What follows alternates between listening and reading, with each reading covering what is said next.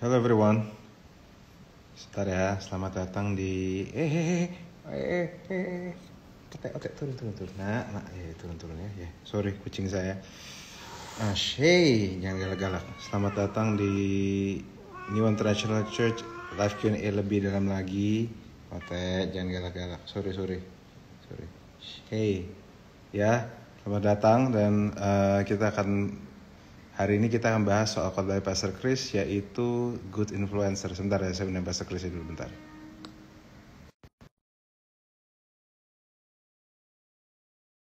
Bulan ini memang banyak bahas soal visi Niwan karena setiap bulan Mei adalah bulan di mana ulang tahunnya Niwan. Hey, Pastor Chris, what's up? Yo. Ya, jadi kita bahas khotbah Pastor Chris yang berjudul Good Influencer ya. So, saya harap ini bisa menguatkan bagi teman-teman semua. Maaf, ada yang lagi berantem. Oke, yuk. Iya. Jadi karena sebelumnya gini, saya jelasin dulu. Karena setiap gereja punya visi, tapi mungkin Niwan adalah salah satu gereja yang benar-benar peduli visinya dan berharap bahwa apa yang kita kejar, apa yang Tuhan taruh di hati kita benar-benar satu sisi membuat kita fokus di gereja di sana Tuhan. Yang belum nyimak Chris, bisa silakan. mampir YouTube channel kami ya. NWI Church, New International Church, khotbah judul Good Influencer. Karena sebenarnya visi kami itu mega influence, tapi tahun lalu udah aku jelasin tentang mega influence. Jadi yang spesifik tahun ini aku jelasin gimana cara jadi influencer yang baik, karena dikit-dikit sekarang apa-apa influencer, Pastor L. Influencer, tapi banyakkan orang followernya banyak dikit dibilang influencer, padahal influencer belum tentu baik, bisa jadi buruk gitu kan. Dan makanya kemarin gue rasa perlu ya untuk bagi tentang ini gitu. Aku percaya influencer basically adalah orang yang heavily influenced. Every single one of us, semua kita pasti terpengaruh oleh sesuatu atau bahkan oleh seseorang atau sosok pribadi gitu ya. Kita terinspirasi, mengidolakan, apa ya istilahnya, mungkin ngidol ini banget lah, terberkati oleh mungkin satu sosok tertentu, dan kita punya yang kita sukai, yang kita paling gemari, dan itu sangat mempengaruhi kita. Jadi siapa yang paling berpengaruh atau paling mempengaruhi kita dalam hidup ini akan menentukan kita nih jadi good atau bad influencer. Gitu Rasul Paulus di Roma 6 ayat 16 sampai 22 tuh berulang kali pakai istilah menyerahkan diri. Ya, menyerahkan diri berkali-kali dia ucapkan, sekitar 3 kali aku catat kemarin, aku sharing juga. Menyerahkan diri tuh basically artinya tuh memberi diri untuk dipengaruhi oleh, ya. Dan itu aku kemarin quotes, ada satu ungkapan patah Jepang kuno ya, yang bilang dalam diri manusia ini ada dua serigala. Serigala baik sama serigala jahat, dan yang mana yang paling kuat adalah yang paling sering dikasih makan. Gitu. Dan aku tuh penggambaran doang buat kita sebagai anak Tuhan juga, kita ada dua keinginan yang berjuang di dalam diri kita. Ada hawa nafsu daging yang aku sebut sebagai bawaan orok ya. Kita terlahir dikandung dalam dosa, kita ada dosa turunan. Dan ada satu lagi, ada kehendak roh. Ya, ada roh Tuhan yang tinggal dalam kita. Jadi kedua keinginan ini digambarkan di Galatia 5 ini bertentangan. Ya, sehingga kita sering banget melakukan apa yang sebenarnya kita nggak mau lakukan. Yang jahat, Rasul Paulus pernah bilang di Roma 7 juga, dia pernah kutip, dia bilang, dalam diri saya sebagai manusia itu sebenarnya nggak ada yang baik, dia bilang. Ya. Keinginan untuk berbuat baik ada, tapi kemampuannya nggak ada. Yang saya bikin justru yang jahat, yang saya tahu itu salah. Yang benar yang saya mau bikin bukan itu yang saya buat. Gitu kan. Dia bilang, siapa yang mampu dan mau menyelamatkan saya dari tubuh yang membawa saya kepada kebinasaan. Dia bilang, but thank God for Jesus, puji Tuhan, karena Yesus menyelamatkan saya. Dan makanya di Galatia 5, karena ada dua kecenderungan tadi, keinginan roh ya dan hawa nafsu daging, kita nih dibilang di situ ayat 24 dari Galatia 5 itu bilang, barang siapa jadi milik Kristus Yesus, siapa yang udah ditebus, ya dimiliki oleh Yesus ini mesti menyalipkan daging dengan segala hawa nafsu dan keinginannya. Itu sudah suatu kemestian. Jadi digambarkan di situ ayatnya bilang ia telah. Ya, artinya udah sesuatu yang sebenarnya lampau. Ini kalau mungkin yang dengar ini belum gitu ya, menyalipkan daging dengan segala hawa nafsu dan keinginannya, putuskan untuk hari ini kita pilih untuk menyalipkan daging kita. Kita pilih untuk tidak mengikuti, karena yang namanya hawa nafsu ini nggak harus diikutin ternyata. Ya, dulu sebelum dimerdekakan oleh Kristus, kita terikat untuk selalu berbuat dosa. Tapi sekarang, setelah dimerdekakan oleh Kristus, rantainya udah putus. Kita udah nggak terikat lagi. Tapi kita tetap punya pilihan ya untuk ngikutin isi daging yang terus-terus tiap pagi bangkit lagi ya. Kalau gue bilang gitu ya. Karena kemarin mungkin dia dibunuh, hari ini pagi ini dia bangkit lagi. Ya, makanya bunuh lagi. Makanya Rasul Paulus bilang, dia bilang, I die daily. Tiap hari itu saya tuh mati sebenarnya. Karena saya salibkan kedagingan saya ini. Tiap hari tuh, dan cara paling efektif untuk bunuh daging ya nggak dikasih makan. Itu aja. Dan itu aku kemarin sharing juga. Terus pertanyaan tetap kembali ya, siapa yang kita biarkan mempengaruhi kita. Dan ada beberapa ayat di Amsal yang aku mau bacain juga dalam rangkuman lebih dalam lagi malam ini ya. Di Amsal 1 ayat 7 dikatakan takut akan Tuhan adalah permulaan pengetahuan, tapi orang bodoh menghina hikmat dan didikan. Jadi ide sederhananya adalah biar Tuhan yang jadi influencer utama dalam hidup kita. Justru dia yang paling mempengaruhi kita, sehingga hati kita tuh digambarkan kayak Amsal 16 ayat 23 24 bilang, hati orang bijak menjadikan mulutnya berakal budi, artinya semua yang keluar tuh wisdom, dan menjadikan bibirnya lebih dapat meyakinkan, atau kalau dalam bahasa influencer, menjadikan dia orang yang lebih dapat mempengaruhi orang lain lewat bibirnya. Bibir kalau sekarang konteksnya bicara ya apa yang kita posting, termasuk ya apa yang kita posting kan sebenarnya apa yang kita katakan, apa yang kita lakukan juga bahasanya seperti itu. Ya dibilang lebih dapat meyakinkan. Jadi kita punya kuasa, sebenarnya diberi kuasa sama Tuhan, tapi kuasanya mau dipakai untuk melayani atau mau disalahgunakan, kan gitu ya. Dan ada 3 kemarin gue bagiin tentang jadi good influencer yang penting untuk disadari adalah we need to be biblical, itu nomor 1, karena di tengah dunia yang makin lama makin gesrek gitu ya, dunia yang makin lama makin jahat, jadi good influencer itu diperlukan keberanian. Kemarin gue share tentang itu ya, dan kita hanya bisa berani kalau kita itu benar, ya kan? Kalau kita nggak bakal berani kalau kita ngaco. Tapi kalau kita benar, kita nggak perlu takut. Ya, cuma orang salah yang perlu takut, orang benar nggak perlu. Ya, makanya kita perlu untuk jadi untuk sungguh-sungguh biblical, biar firman Tuhan yang memenuhi hati dan pikiran kita, sehingga yang keluar juga wisdom, yang keluar juga firman Tuhan yang berkuasa untuk mengubahkan, bahkan menyelamatkan orang. Gue tulis kemarin, gue bagiin juga bahwa semua orang memerlukan kebenaran, karena hanya kebenaran yang mampu memerdekakan kita. Ya, kita sendiri sang influencer dan kita yang kita influence, mereka sama-sama perlu kebenaran. Jadi biar kebenaran yang memerdekakan kita itu yang kita bagikan dalam format apapun. Ya, nggak semua harus bikin memes, nggak semua harus bikin video renungan, nggak semua harus bikin audio sermons, nggak so, ada yang bisa bikin gambar, ada yang bisa gambar fotografi, tapi di captionnya lo nulis. Ada yang jago nulis, kayak gue nggak jago nulis ya. Gue juga bahkan nggak bisa bikin video-video karena gue nggak nyaman ngeliat muka gue sendiri gitu. Jadi sekali lagi kita punya beragam lah ekspresi, tapi basically kita harus dipenuhi dengan kebenaran, sehingga yang kita bagikan adalah kebenaran yang bisa memerdekakan orang. And that's apa ya, itu kuasa yang kita miliki untuk mempengaruhi, dalam artian jadi good influencer gitu.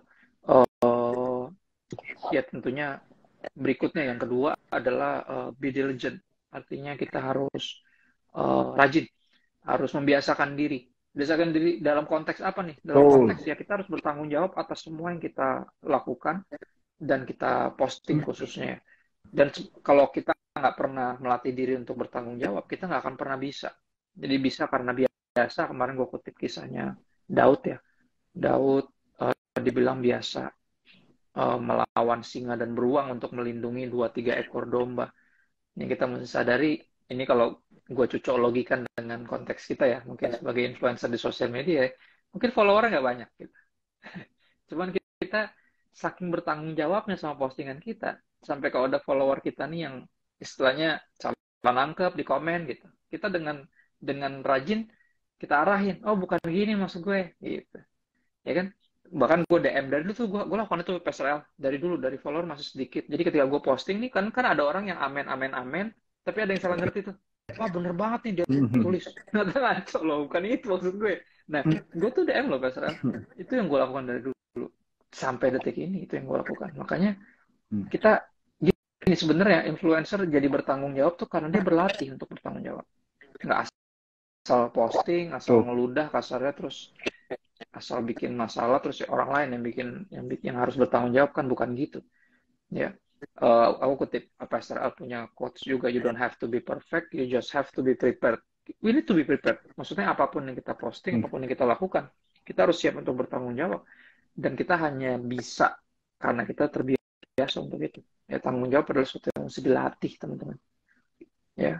Terus yang terakhir yang dalam pentingnya dalam menjadi good influencer adalah kita pada akhirnya jadi diri kita sendiri. Kita nggak perlu berupaya jadi orang lain. Justru keunikan kita itu yang bisa attract people.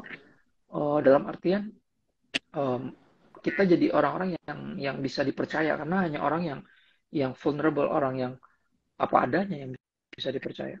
Ya kita belajar dari ya Pesera sama aku juga sama berangkat dari pelayanan youth ya. Itu kita dapati di kenyataan ternyata mereka nggak nyari yang sempurna, karena mereka tahu nggak ada yang sempurna. Udah tahu lah, udah banyak yang jatuh, mereka udah tahu. Mereka tahu. Cuman yang mereka cari itu yang bisa dipercaya sebenarnya, dan nggak ada yang lebih bisa dipercaya sebenarnya daripada orang tuh yang apa adanya, bukan sesuatu yang gimmick, sesuatu yang kayaknya dibuat-buat. Ya, pada akhirnya yang paling tahu kita apa adanya ya sebenarnya orang-orang terdekat kita. Nah, kalau orang-orang terdekat kita udah nyaman ngeliatin postingan kita, berarti istilahnya kasarnya gini ya, gue posting yang like istri gue gitu. Nah itu udah tanda tuh, berarti gue apa adanya. Ketika gue nggak dibikin-bikin. Kalau gue posting istri gue aja nggak follow gue, nah itu parah tuh. Jangan sampai kayak gitu. Bini kita aja nggak follow kita. Itu kan tanda-tanda telah nyata tuh. Ya kan? Jadi kalau bahas zaman dulunya, karena gue sama PSRL mirip ya. Aku sama PSRL kita anak pendeta ya. Istilahnya kalau pendeta itu khotbah udah nggak didengerin sama istrinya atau sama anaknya sendiri, pertanyaan sebenarnya.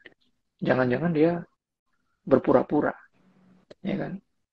Jangan-jangan dia gimmick, jangan-jangan dia pencitraan gitu.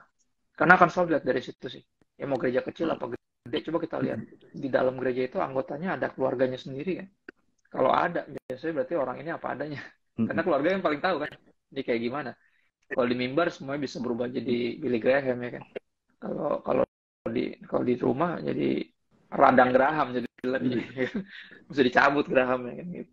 Sakit gigi ya kan enggak. Dan kemarin gue tutup dengan 1 Timotius 4 ya, ayat 6 sampai 8 terus 10 sampai 16 tentang nasihat ayah rohani kepada anak rohaninya yang akan melanjutkan pelayanan. Dia bilang lu mesti terdidik dalam soal-soal pokok iman ya, ajaran harus sehat yang selama ini udah lu ikutin, istilahnya lu stick tuh itu, jangan kemana-mana.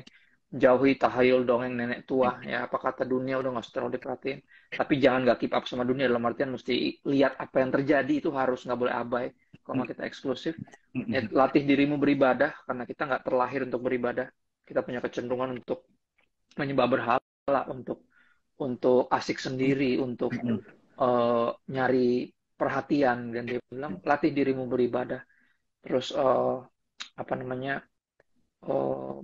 beritakan tentang pengharapan kita kepada Kristus, beritakan, ajarkan semuanya, dan jangan seorang pun menganggap kau rendah karena masih muda. Caranya gimana? Jadi teladan bagi orang-orang percaya dulu dalam segala sesuatu dalam hidupmu, terus bertekun dalam baca kitab suci, dalam bangun, dalam mengajar. Jadi jangan cuma baca, lu juga build people and teach them.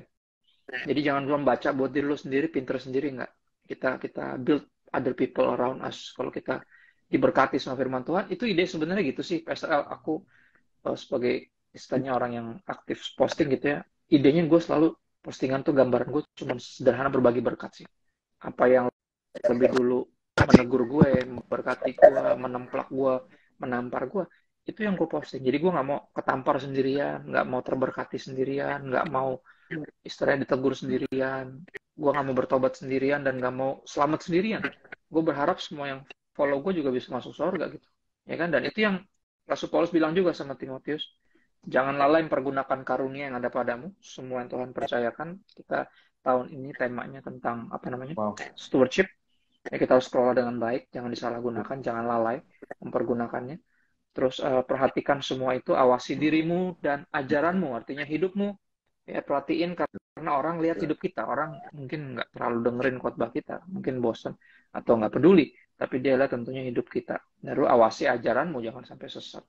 Ya, dan dua itu soalnya berkaitan. Rasul Paulus bilang di ayat terakhirnya, bertekunlah dalam semuanya itu, karena dengan berbuat demikian kamu nyelamatin dirimu sendiri dan semua orang yang mendengar engkau. Kalau dalam konteks kita, semua orang yang influenced by you, atau semua orang yang follow lo. Ya, jadi pertanyaannya bukan berapa banyak follower kita, pertanyaannya kita mau bawa ke siapa, kan gitu. Dan kalau kita nggak heavily influenced by God and His words, kita nggak bisa bawa orang kepada Tuhan. Orang kita sendiri juga nyasar kok, kan gitu. Ya, aku tulis hari ini, mungkin ini di luar dari khotbahku ya. Gua posting hari ini satu quotes tentang kemarin gue posting ya, bahwa gue dapatin bahwa para penyesat itu ternyata ironisnya mereka itu yang lebih dulu tersesat, Pastor. Jadi mereka nggak sadar bahwa mereka tersesat. Wow. Apa yang Pastor bagiin tuh kemarin tuh tentang fenomena penyakit mental yang belakangan ini, Pastor.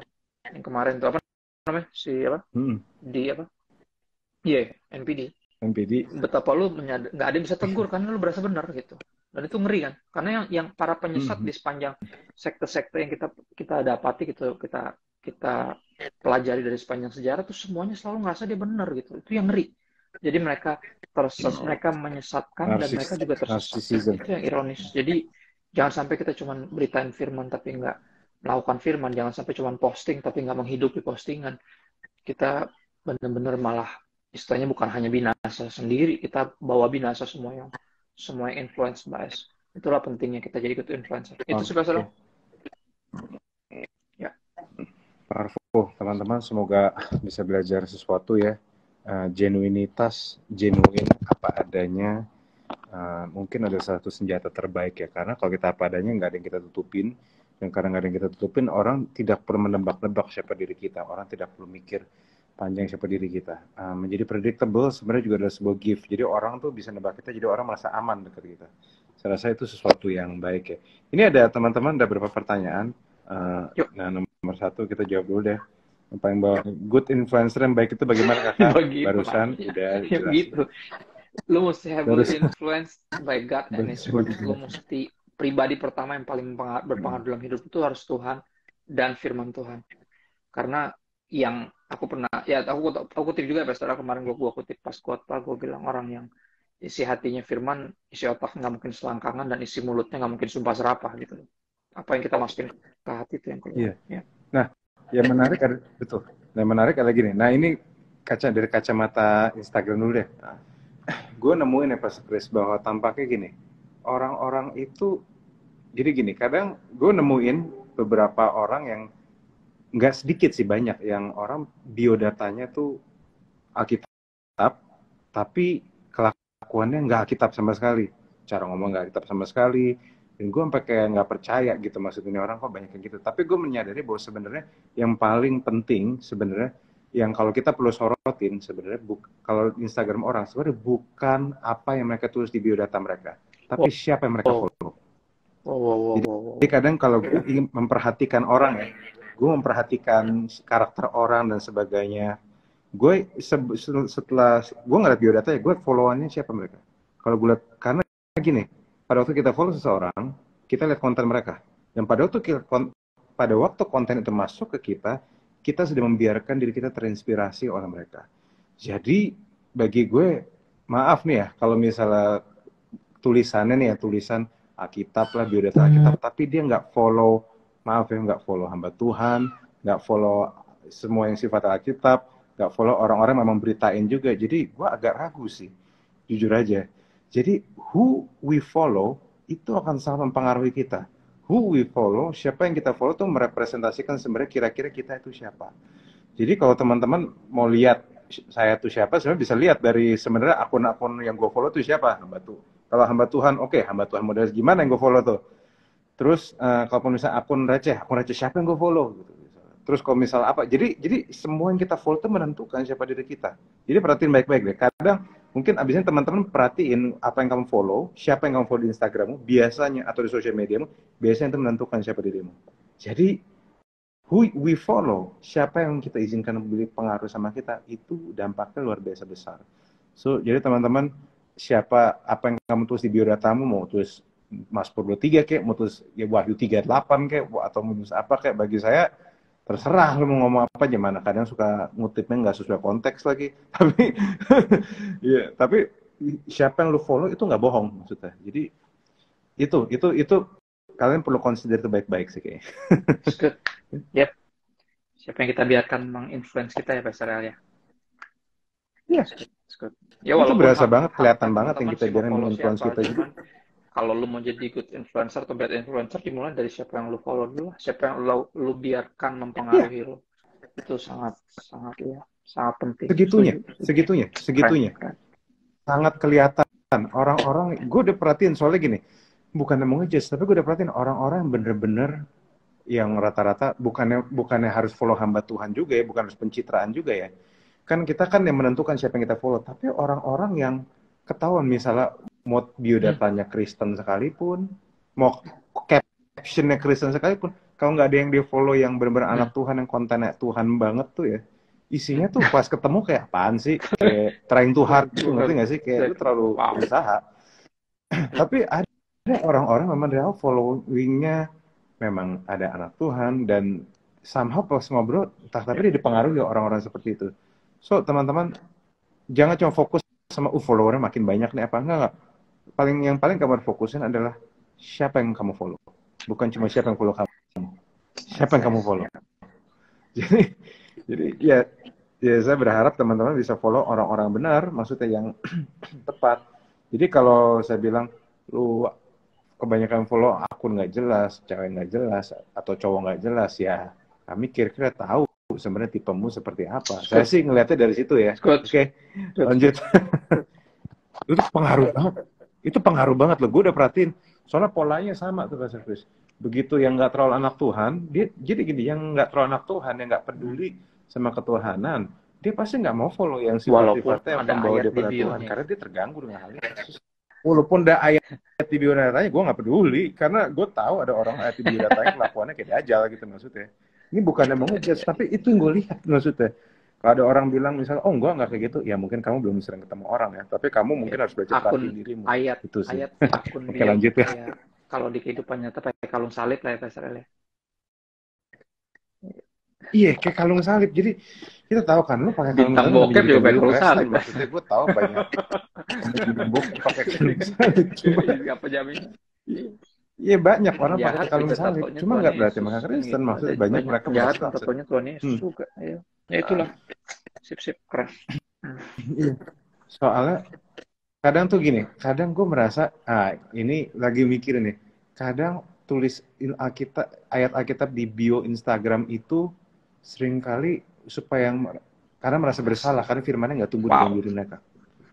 Gue kadang melihat, ada loh orang-orang yang biodatanya tuh rohani banget, tapi nanya sama gue, tanya sama gue, yang sama sekali nggak ada rohani pertanyaannya. Jadi kayak pertanyaannya tuh tidak menunjukkan kedalaman sama sekali. Kalau dia pakai ayatnya tuh yang kayak seakan-akan di dalam banget. Tetapi pada waktu dia nanya sama gue, pertanyaan-pertanyaan itu seakan pertanyaan yang kayak, kok pas gue lihat iseng lihat biodatanya kok captionnya rohani, kok pertanyaannya kayak gini ya maksudnya ya. Apakah dia nggak tahu apa yang dia ituin? Padahal sebenarnya, jadi gini, pertanyaan yang dia tanya, jawabannya dari caption dia sebenarnya. Jawabannya dari biodatanya dia sebenarnya. Jadi kayak, kamu jadi juga nggak tahu isi ayatnya ya. Wow. Ya, jadi bagi saya sih sebenarnya gini, isunya bukan cuma soal jangan taruh ayat di biodata, bukan soal itu. Isunya adalah apakah ayat yang kamu taruh di biodatamu juga adalah ayat yang kamu taruh dalam hidupmu. Itu sih menurut saya. Good.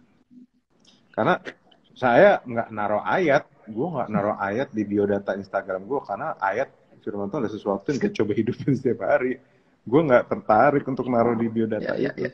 Ya, itu intermediate. Lanjut. Oke. Nih Kak, apakah berambisi termasuk dalam hawa Tergantung, nafsu? tergantung. Karena untuk kita Tergantung. memiliki, kalau bahasa gini, ada satu hamba Tuhan yang saya cukup apa ya ikutin ya, bersyukurlah ada beliau gitu hadir di hidup saya walaupun secara online ya, secara dari dulu internet gitu. John Piper pernah menyebutkan satu istilah namanya godly ambition. Jadi ada ambisi yang istilahnya kudus. Ada. Kudus. Jadi ambisi sebenarnya nggak pernah salah. Ambisi kudus. Tergantung ambisinya apa. Kalau ambisinya buat diri sendiri, kemuliaan diri sendiri, fokusnya self-centered, ya itu yang bikin jadi salah gitu maksudnya. Ambisnya ambis apa dulu gitu. Kalau itu istilahnya visinya Tuhan, kerinduannya Tuhan, yang lu jadiin ambisi lu, ya bagus. Justru emang itu seharusnya gitu. Yesus bilang gini, bahasanya Yesus tuh, bahasa Tuhan Yesus, makananku. Ini kan, makananku ialah melakukan pekerjaan yang diberikan padaku dan menyelesaikannya, yang diberikan oleh Bapa. Kalau dalam bahasa aslinya tuh ada unsur gini, Pastor L. Terjemahan lama bilang makananku atau rezekiku dibilangnya. Atau dalam konteks sekarang, iya, Wow. keuntungan yang paling Keuntunganku bagi ya. saya, atau yang paling saya pengen, yang paling saya harapkan, yang paling saya istilahnya, kalau bisa bicara sukses bagi saya, gitu loh. Artinya, sukses bagi saya adalah menyelesaikan pekerjaan yang diberikan oleh Bapa dan melakukan dan menyelesaikan. Nah, itu kan ambis kan? Ya dong? Itu ambisinya dia tuh. His soul ambition, dia punya tujuan, pokoknya gue menyelesaikan pekerjaan yang Bapak gue berikan ke gue. Nah, itu kan ambis. Tapi ambisnya siapa dulu? Kalau ambisnya Tuhan ya oke. Gitu. Itu kalau dari aku ya. Pasal mungkin bicara tentang ambisi. Ada yang tambahin? Sebelum kita bicara ambisi dan visi, pertama kita harus bedain dulu. Apakah yang kita punya itu visi, apakah yang kita punya itu ambisi. Nah, kedua, kita juga harus tanya diri kita. Kita harus tanya diri kita bahwa ambisi ini buat siapa? Buat keuntungan kita atau keuntungan kerajaan Allah. Jadi, saya belajar bahwa kalau ambisi memang untuk... Jadi gini, kalau dari yang gue pelajarin ya, pola firman Tuhan adalah mendidik kita untuk gak hidup buat diri sendiri. Jadi sebenarnya ambisi yang ada untuk kebaikan orang. Ambisi yang kita membangun sesuatu untuk kebaikan. Nih, contoh. Bagi saya, membangun sebagai seorang church builder di New International Church, saya juga punya ambisi. Tapi ambisi saya sebenarnya bukan untuk keuntungan saya sebenarnya. Saya kita membuat ini sebagaimana ada, ambisi cuma satu, untuk kemuliaan Tuhan, untuk orang-orang lebih bisa tergembalakan, untuk orang belajar menjadi dewasa dalam Tuhan. Bagi saya itu juga termasuk ambisi, karena itu cukup untuk bikin saya mikir, terus kerja, terus belajar, terus coba ini, coba itu. Itu cukup untuk bikin kita bikin event ini, bikin event itu kan. Itu juga termasuk ambisi sebenarnya, tapi ambisinya kan bukan buat diri kita sebenarnya. Ambisinya adalah untuk orang-orang, untuk anak-anak Tuhan. Jadi bagi saya, ambisimu untuk dirimu atau untuk kerajaan Allah. Jadi bagi saya berangkat dari situ aja sih. Kalau misal ambisimu bukan untuk dirimu, berbuahnya bukan untuk dirimu, saya rasa Tuhan akan berkatin hal itu. Tapi ya memang juga harus tahu, memang kamu tuh di posisi Tuhan di situ juga apa enggak. Jadi balik lagi, you have to check your heart. Kamu cek hatimu, cek pikiranmu, cek kenapa kamu melakukan. Paulus kan bilang gitu. Uji dirimu. Saya berkali-kali, setiap kali punya impian, punya apa, saya nguji. Gue nguji diri gue berkali-kali, Pastor Chris, ini bener nggak sih? Ini bener nggak sih? Karena suka lagi sendiri, suka gumam dalam hati, kayak ini bener nggak sih?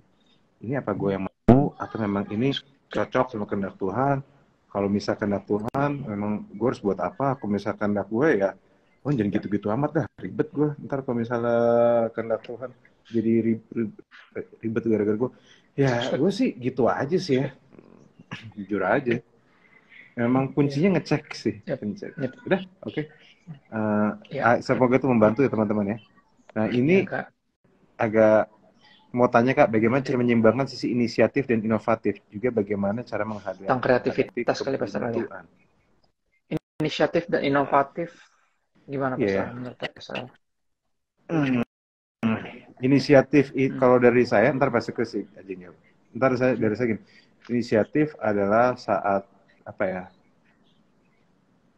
Inisiatif adalah saat kamu melakukan hal, apa ya, inisiatif itu initiate kan sebenarnya. Kayak kamu melakukan hal yang kamu rasa memang harus kamu lakukan tanpa disuruh orang sebenarnya. Inisiatif itu seperti, nah gini, inisiatif itu adalah kamu lakukan hal memang harus kamu lakukan tanpa disuruh orang. Inisiatif itu itu ada sisi dewasanya. Karena misalnya saya buang sampah, nggak disuruh, itu inisiatif. Kenapa? Ya. Gue tahu untuk kebaikan bersama gitu maksudnya. Bisa. Itu jadi kunci inisiatif ya harus dan dewasa sih menurut saya. gak cuek. Dewasa ada Istilahnya orang kalau menyadari bahwa belum ya, dan kayak karena sama dewasa, orang dewasa kan gak cuek, anak kecil yang cuek. Anak kecil kan cuma mikirin apa yang baik buat dia, enak buat dia, dirinya mikirin sendiri. dirinya sendiri. Orang dewasa pasti nggak cuek. Nah, orang yang nggak cuek itulah yang akan melakukan inisiatif gitu, yang akan melakukan sesuatu lebih dulu tanpa harus perlu disuruh. Nah, inovatif nih mungkin kaitan sama menghadapi kebuntuan. Inovatif kan sesuatu yang kreatif ya, sesuatu yang kayak jadi ide-ide kreatif, ide baru gitu ya. Buat aku, kalau inovatif ini sih, kreatif ini mengatasi kebuntuan, aku kutip dari apa ya, sahabat kami bersama ya, namanya Yosi Mokalu ya. Kak Yosi pernah bilang, karena dia salah satu menurutku ya, orang paling kreatif di Indonesia ya, salah satunya dia itu. Menurut saya, ada aja gitu, apa aja bisa jadi lagu, apa aja bisa jadi cerita, apa aja bisa jadi, ya, orang salah satu paling kreatif. Betul, betul. Games lucu Dan menarik apa yang dia bilang tentang kreativitas. Gini, Tuhan kita itu pencipta. Ya, dia itu kreator. Dan gini, dia dapati kerap kali ketika dia buntu, justru ketika dia lagi nggak dekat sama sang kreator. Kita ini kan ciptaannya. Kita ini ciptaan dari sang kreator. Dan dia itu berarti apa? Karena dia kreator, dia berarti pribadi paling kreatif yang ada di ya istilahnya ya, istilah dalam semesta. Nah, bisa nggak sih kita buntu kalau kita dekat sama dia gitu? Jadi Kak Yosi bilang, gue itu buntu justru ketika gue lagi nggak dekat sama si paling kreatif itu gitu loh. Itu menarik sih. Gue kayak iya juga ya, maksudnya orang kadang kan kejar apa yang baru ya, kejarnya gitu, bukan kejar keintiman, karena justru buah itu kan muncul suatu bertumbuh dari hasil dari hubungan yang nyata ya. Dan kalau kita nggak kreatif, dia bilang jangan-jangan kita lagi nggak dekat sama Tuhan. Kayak sih ngomong kayak gitu, sesuatu yang mungkin terdengar terlalu rohani atau rohani, tapi menurutku masuk akal. Kalau emang dia creator, dia the most creative being berarti. Bukan hanya being, dia yang ciptain kita. Nah, ya kalau kita mau kreatif, kita dekat sama dia lah. Most creative creator. Jadi yang kreatif, dekat lah sama Tuhan. Kan gitu. Ya, semakin dekat sama Tuhan, penuh doa, pasti dikasih. Gini, ini ada ngaruhnya juga sama yang tadi ya, Pak, tentang kita jadi punya kepedulian ya sebagai orang dewasa. Karena kadang kreativitas muncul dari concern. Karena kita peduli, karena kita lagi ngerasa kayak, wah ini nggak bener nih kayak gini. Dari sana, kita ke-push untuk melakukan sesuatu yang kreatif. Tanpa kita bermaksud untuk jadi, ngerti ya, keren, atau unik, atau nggak ada. Pure kayak didorong oleh, kayaknya something need to be done deh, kan gitu. Campuran inisiatif dan inovatif tadi. Dari hati yang akhirnya tergugah karena suatu kondisi tertentu. Ya nggak bisa dipungkiri ya, sebagai insan kreatif ya, Pastor L, jurusan musik, lulusnya gue jurusan desain grafis gitu. Kita emang sarjana seni gitu. Dan berkaitan dengan seni, kerap kali kreativitas itu muncul justru di saat yang sangat kepepet gitu. Yang akhirnya kayak dikondisikan untuk seperti itu. Kayak jadinya kita nggak bermaksud kreatif waktu itu. Cuman kayak menyelamatkan diri aja dalam tanda kutip ya. Kayak kalau gue nggak bikin sesuatu nih, kelar nih gitu. Jadi most of the time keputusan-keputusan atau yang paling kreatif itu justru di momen-momen yang paling kayak gitu. Bener nggak Pastor? Kalau gue sih gitu seringan. Ada sisi itunya sih. Ya kreatif ya. Sebenarnya sih ada banyak cara sih menurut gue sih. Tapi ya, satu cara terbaik ya itu. Berikutnya ya tentu referensi ya Pastor. Jangan nutup diri terus belajar. Jangan kayak katak dalam tempurung, kagak update, kagak ngikutin apa. Kan kreativitas ada kaitan sama itu. Dan kalau gue sih gini, ini yang biasa gue dari dulu gue lakukan. Kalau ada ide apapun, seabsurd apapun dicatat. Karena biasanya ide-idemu yang absurd itu akan nggak pernah tahu idenya dipakai buat apa. Ya, jadi tapi dipakai apa buat apa, tapi harus dicatat. Kenapa? Karena gini, kalau misalnya kamu itu memang apa ya, Tuhan izinkan ada ide itu datang, suatu saat pasti ada gunanya. Nah, tapi yang jadi masalah adalah seringkali banyak di antara orang yang kata yang paling kreatif, dia juga tidak jadi pengelola kreativitas yang baik, tidak jadi pengelola ide yang baik. Ide banyak nih, Tuhan tiba-tiba izinin ada ide, Tuhan kita kepikiran sesuatu, ke-trigger sesuatu dapat ide, tapi nggak dicatat, ya kamu bukan pengelola ide yang baik. Saya sering kali gitu di jalan, lagi diam, lagi sambil jalan sambil berdoa, doanya nggak tutup mata ya, kok nggak nabrakan. Tapi kadang ada momennya saya kayak dapat inspirasi, dapat dapat kayak selenting kayak benih kebenaran. Istilah saya tuh seeds of truth. Kayak sepotong kalimat, sepotong ide yang kayaknya saya tahu dari Tuhan. Saya langsung catat. Itu kreativitas gitu. Saya langsung catat. Karena saya ngerasa, oh ini someday bisa kepake nih. Nah, contoh, ada satu nih, ini contoh kreativitasnya. Ada satu yang pas saya lagi dapat, pas saya lagi menggumuli satu isu tentang pertanyaan, kenapa ya orang itu, kita pengen, kenapa Tuhan izinnya ada badai di hidup kita gitu. Itu kan, itu tuh pertanyaan banyak orang kan. Saya lagi berdoa, lagi ngerenung aja, lagi diam, lagi nggak terlalu mikir juga, tapi lagi Tuhan bicara. Tiba-tiba saya dapat satu ide, sebuah angle. Dia bilang gini, tempat di mana uh, langit, matahari paling cerah dan langit paling biru itu ada di padang gurun. Itu yang bikin saya kayak wow. Terus langsung catat bahwa tempat justru di mana matahari bersinar paling terik, langit cerah, biru kayak nggak ada badai, nggak ada hujan. Sebenarnya itu ada di padang gurun. Kalau saya baru cek, nah saya iseng saya cek di Google, bener nggak sih? Ternyata bener padang gurun tempat di mana semua cuaca itu paling cerah. Tapi justru saking cerahnya, saking terprediksinya, tidak ada yang bisa hidup dalamnya. Dan di situ saya belajar, jangan-jangan memang Tuhan izinin ada badai. Karena kalau misalnya hidup lu cerah terus, hidup lu matahari bersinar terus, itu beresiko menghadirkan Wow, padang gurun di hidup kamu. so good, Dan so nggak good, ada yang bisa tumbuh di so padang good. gurun itu. Nah, tapi justru badai-badai hidup kita kan kadang badai bisa bikin longsor dan sebagainya. Tapi badai juga mengandung air. Air itu punya potensi menghidupkan. Gara-gara daerah yang tempat curah hujannya tinggi, dari aspal pun bisa tembus tanaman. Jadi poinnya adalah, jadi kadang itu cuma sepotong tuh doang. Saya ngerenungin terus saya tulis terus di rumah dipikirin lagi. Nah, tapi itu semua tidak akan muncul, tidak akan bisa saya share sekarang kalau misalnya pada waktu ide itu Tuhan izinkan hinggap di kepala saya nggak catat. Kalau gue nggak catat udah lupa kali gue. Tapi karena gue catat, gue baca lagi, oh iya juga ya. Jadi kalau teman-teman ngomong soal kreativitas, jadilah pengelola ide yang baik. Jadilah steward of God's idea. Itu sih dari saya. Mantap, mantap, mantap, mantap, mantap. Nih, gue bacain. Ya, Kadang lanjut aja, sorry. kan bisa kayak gitu kan Pastor Chris kan.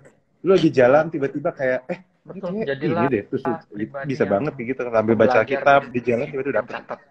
Karena sangat mungkin kepakainya nanti di momen-momen yang lain. Ya, that's good. Oh iya. Nah, ini dari insan kreatif sendiri yang berbicara ya teman-teman ya. Ini ada yang nanya nih, Kak mau tanya gimana caranya tetap setia dalam kelompok usaha kreatif yang anggotanya kurang ada kontribusi. Gimana Basra? Kalau dari saya sih ya diobrolin lah.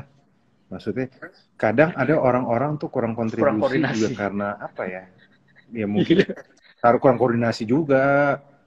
Karena kadang kadang gue sih mikir misalnya kalau dia kurang kontribusi apakah karena visinya nggak menantang atau kurang jelas di mereka pembagiannya atau bisa juga kita atau terlalu misalnya kadang ya pembagiannya juga PSL di dalam kerja kelompok ya tentang kelompok ya dalam suatu yang bentuknya kelompok kalau kita terlalu mendominasi orang lain jadi kurang kontribusi juga bisa juga ya orang malas juga ya udah lu aja deh orang juga malas juga karena kita pengen ngerjain semuanya jadi gue sih akan cek hal itu kalau gue jadi di posisi orang itu Pastor Chris ya, pertama gue akan mikir dulu, gue apakah terlalu dominan, apakah gue kurang jelas, apakah gue kurang ini, kurang itu. Nah terus kalau misalnya terus gue ngomong jujur, ini kayak kita kurang kontribusi nih, kita kurang nih. Ini ada nggak yang kita perlu omongin dengan jujur-jujuran deh.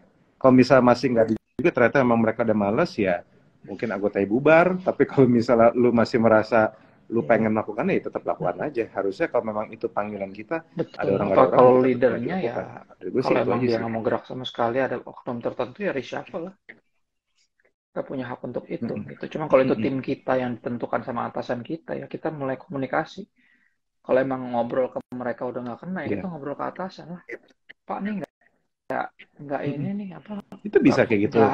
Nggak bisa kerja sama orangnya maksudnya susah juga nih kalau kayak gini kan gitu.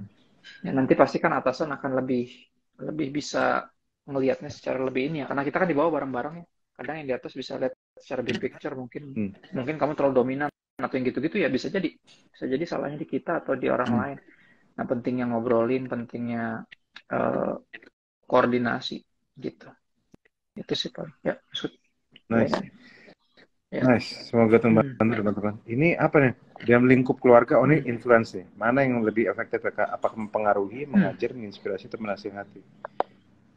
Kalau menurut gue sih yang paling Nah mempengaruhi, itu paling keluarga itu menghidupi ya ya. teladan sih, teladan. Menghidupi itu paling pengaruh. Teladan itu ya kayak kata-kata itu ya pasti apa, Meneladani. action speak louder than word itu benar sih.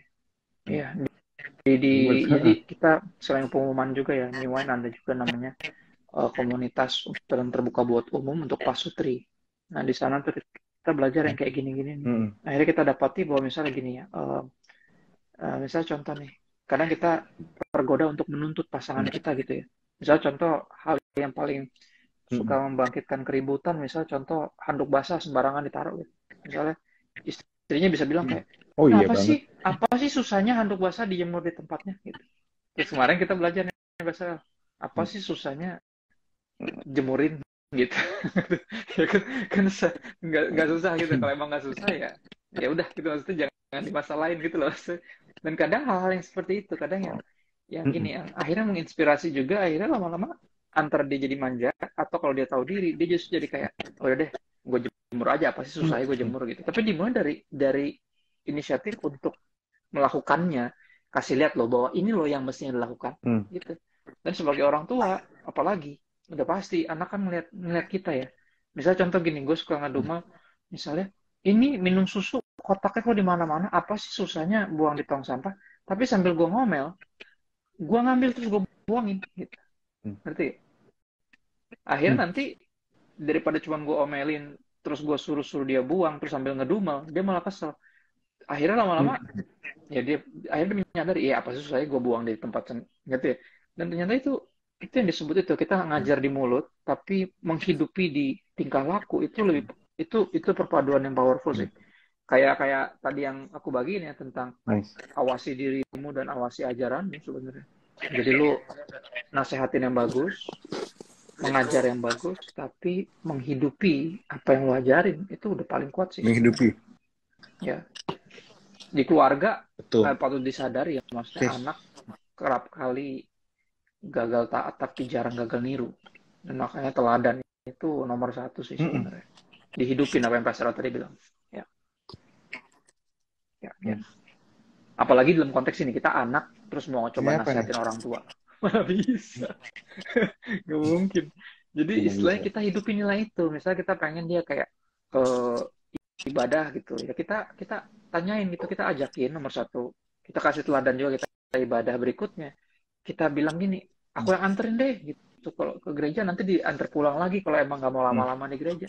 Nah dari hal-hal yang kayak gitu tuh ya, jadi nggak usah ngedebatin apa tuh gimana sih Kristen doang di KTP, gereja dong gitu, nggak gitu, berantem yang ada gitu. Jadi Berantem ya, lah. ya, ya. Inspirasi. Nah ini tentang kreator lagi ya pasal. Hmm. Sebagai kreator, bagaimana cara meresponi atas setiap Gimana kritikan pasal pedas dari responden? Eh, Kalau sejauh dari ini? gue, Hmm. ya belajar, tetap belajar.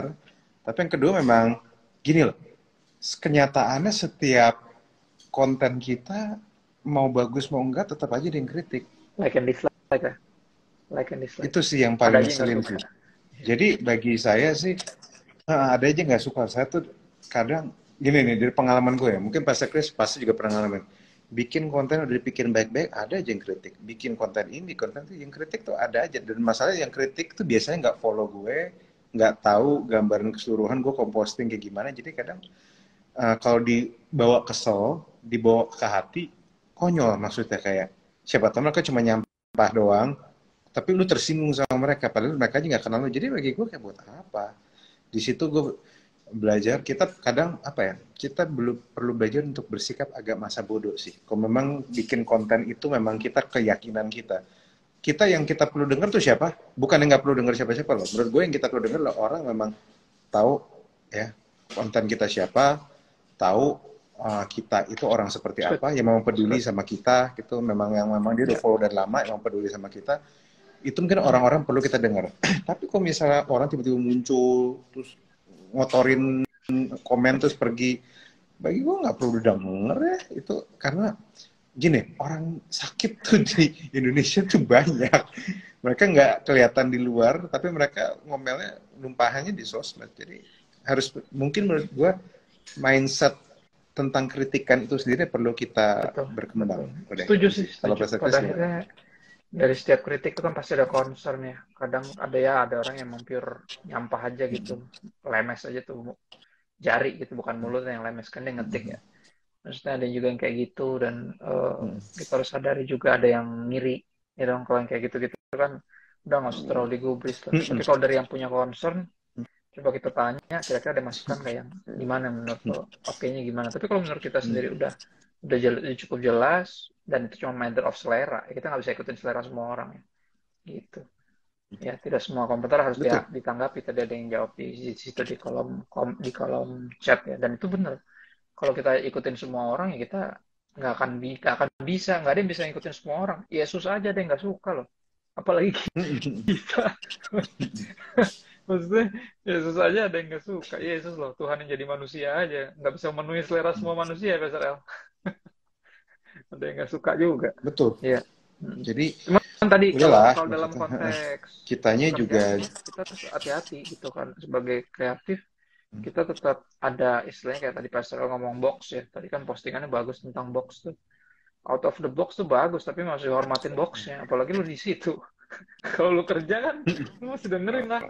Maksudnya mungkin ya, misalnya contoh ya, kadang atasan kita bisa jadi sekolahnya nggak setinggi kita, tapi sebagai orang yang udah berkecimpung di dunia bisnis atau desain grafis misal lebih lama, wisdomnya udah pasti menang dia lah. Maksudnya lu mesti bisa bisa bisa cukup humble untuk menyadari itu gitu loh. Jangan kayak lu sekolahnya mau sekolah apa lo betul. tinggian gue, yang gitu-gitu bahaya kalau kita jadi nggak belajar Betul.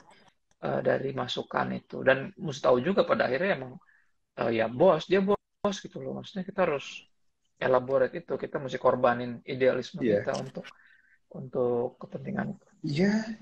Nah itu Dan kenyataan idealisme kita gitu. nggak selalu paling bagus juga. Jadi ya udah. Ya, Ya udah, maksudnya kita harus, menurut saya secara personal tahu merasa diri bahwa lah. being humble Humility enough kan untuk memberikan artinya kan tahu masukan diri ya.